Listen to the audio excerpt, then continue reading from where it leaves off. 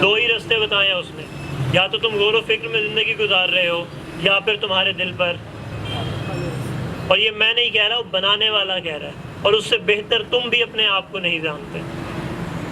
تم اگر غور و فکر نہیں کر رہے، تم دن میں اپنے لیے وقت نہیں نکال رہے، اور تمہارا کل تمہارے آج سے بہتر نہیں ہے، تو یقین کرو تم خسارے میں ہو، تم نقصان میں ہو۔ ایک وقت آئے گا جب یہ چیز رک جائے گی۔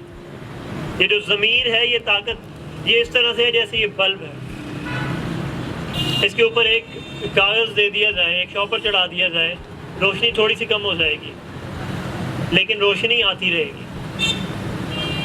اس کے اوپر مزید تہیں چڑھاتے جاؤ، ایک وقت آئے گا اس کی روشنی باہر نہیں آئے گی۔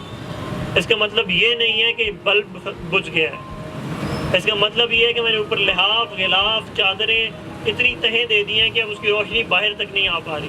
پھر میں سوچتا ہوں یار دل کو سکون نہیں آ رہا، یار پیسہ بھی بہت ہے، گاڑیاں بھی ہیں، گھر بھی بڑا بہترین ہے، لیکن رات کو نیند نہیں سکون سے آتی۔ یار میں بڑی کوشش کرتا ہوں اچھے کام کر لوں، لیکن کیا کروں یار، وہ اندر سے پازیٹیو انرجی ہی نہیں آتی، وہ موٹیویشن ہی نہیں آتی۔ یہ اس وجہ سے ہے، ان سے غلاف ہٹانے پڑتے ہیں، ان سے تہیں اتارنی پڑتی ہیں۔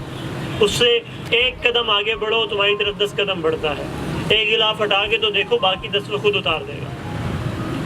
قرآن، شمس تبریز نے رومی کو بتایا تھا کہ قرآن کے جو الفاظ ہیں، جو معانی ہیں، 4 تہیں ہیں اس کی۔ ایک وہ سطحی چیز ہے جو ہم لوگوں کو سمجھ میں آتی ہے، اس کے علاوہ 3 تہیں اور ہیں اس کی جو وقت کے ساتھ ساتھ سمجھ میں آتی ہیں۔ تم جیسے جیسے اس کے اندر جاتے ہو تمہیں سمجھ میں آتی ہیں چیزیں۔ کوشش کرو، غور و فکر کرو، آئیڈیاز جنریٹ کرو۔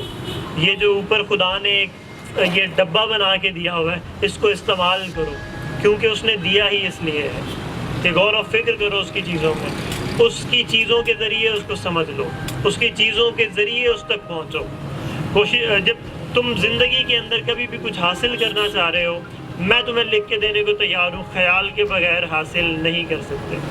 جب تک پازیٹیو انرجیز نہیں آ رہی، جب تک پازیٹیو وائبس نہیں آ رہی، جب تک تم سوچ نہیں رہے، اپنے اس پورے جسم کو آپریٹ نہیں کروا رہے، تمہاری مدد نہیں ہونے والی۔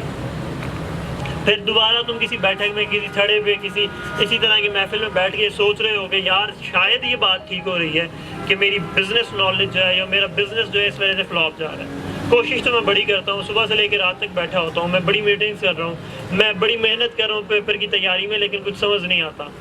میں بڑا وقت لگا رہا ہوں اپنی کتابوں کے اوپر، لیکن کچھ سمجھ میں نہیں آ رہا۔ میں بڑی کوشش کر رہا ہوں اچھا آرٹیکل پبلش کر لوں، لیکن یار وہ الفاظ نہیں آ رہے، وہ تاثیر نہیں آ رہی۔ تمہارے ہاتھ میں صرف محنت ہے، تاثیر کسی اور کے ہاتھ میں ہے، اور وہ تب آتی ہے جب تم صاف دل سے چل رہے ہوتے ہو، پھر وہ تمہاری مدد کر رہا ہوتا ہے۔ جو کرو گے وہ تمہارے پاس واپس آئے گا، اور دنیا اس طرح سے آپریٹ کر رہی ہوتی ہے۔ تو کوشش کرو، خیال، فکر، یہیں سے بلب بنے ہیں، یہیں سے کرسیاں بنی ہیں، اسی خیال سے یہ لائٹس آن ہو گئی ہیں، اسی خیال سے جو باہر چلتی گاڑیاں ہیں یہ آ گئی ہیں۔ کچھ بھی نہیں تھا